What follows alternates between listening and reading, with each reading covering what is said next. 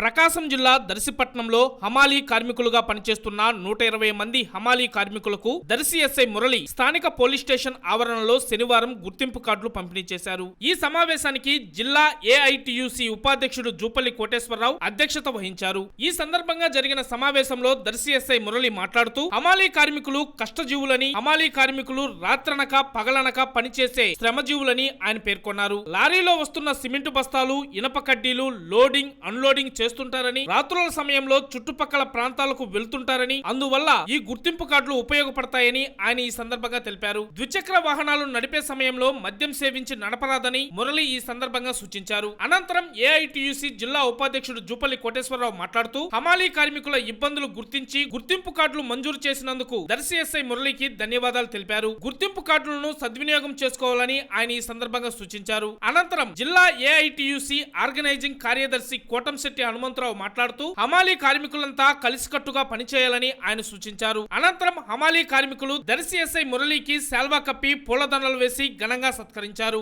ఈ కార్యక్రమంలో జిల్లా ఏఐటియుసి నాయకులు సింగరకొండ శ్రీను, హమాలీ మేస్త్రులు మీర్జాల శ్రీనివాసరావు, వెంకట్రావు, సీను, చెన్నకేశవులు, భిక్షాలు తదితరులు పాల్గొన్నారు.